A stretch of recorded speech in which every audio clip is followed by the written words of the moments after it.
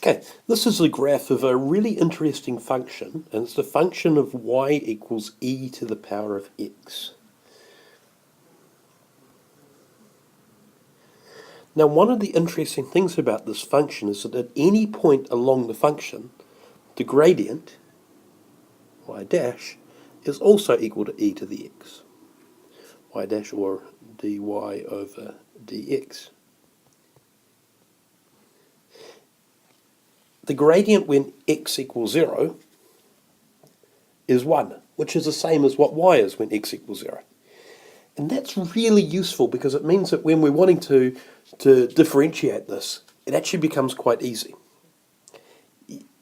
I'll give you some examples. Let's start with this one here. F of x equals e to the x. Well, obviously, f dash of x is also equal to e to the x. If f of x equals e to the 2x, well, we're going to have to use a chain rule here. So we differentiate the whole thing first of all. So f dash of x equals e to the 2x. Then we've got to differentiate what's inside the function, so the differentiate 2x times 2. This means that we have f dash of x equals 2e to the 2x.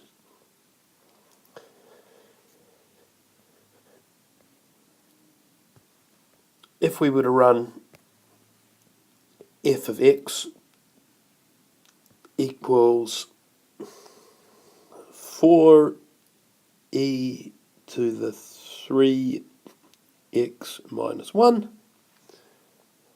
well, we're going to have a chain rule, a multiple step chain rule here. First of all, it's if we look at it, we've got a product. 4, well, that 4 times 4 when we differentiate is going to just disappear. So it's going to be 4, the 4 is going to go in front.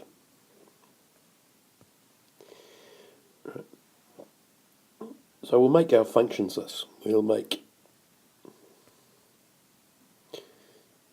g of x equals 4x.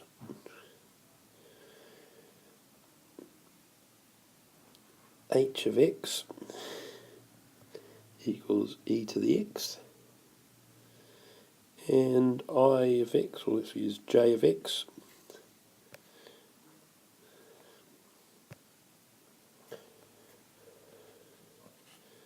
j of x equals 3x minus 1.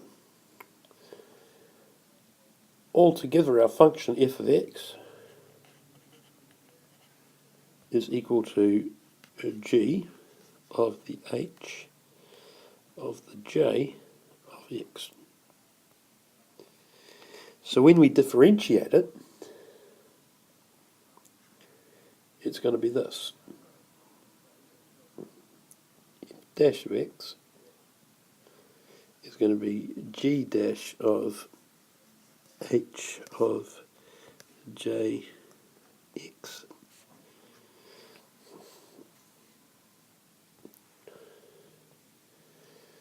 times h dash of j of x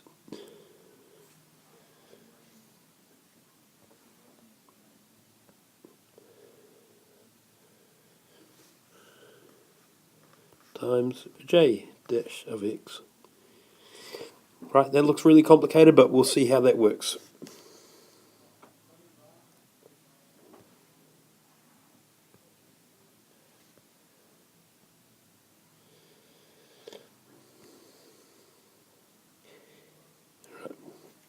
So, the first thing is the 4. Well, the 4, we can just ignore the 4 really. It's going to come out to, it's just going to have a 4 in the front.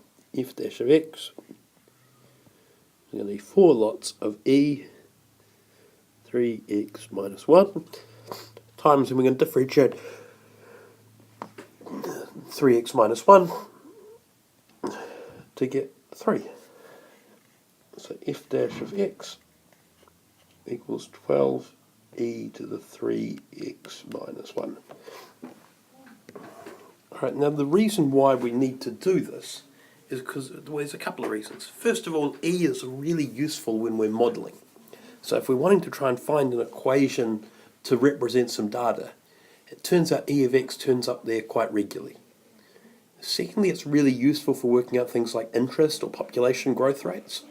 And when we're trying to find the population, we actually want to know how quickly the population is changing. When we're looking at interest, we actually want to know what the interest rate is. We want to know how much it's changing by right this second, rather than what's the average. We want to know what's happening right now. And so that's one of the reasons why these can be really useful. All right. Here's your three. I'll go through one more example, and then we'll do the 3 questions. All right. So the last one, f of x equals e to the x squared minus 3. So therefore, f dash of x e to the x squared minus 3 times, and then we differentiate the inside bit, times 2x. And the better way of writing that would be f dash of x equals 2x e to the x squared minus 3. Okay, here's your 3 questions. Question 1. F of x equals e to the 4x.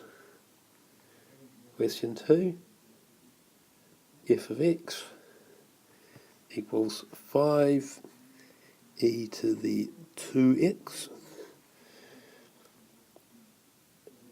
Question 3. F of x equals 2e to the x minus 1 plus e to the x plus 1. Alright, there's your 3 examples. Give that a try and I'll see you in class.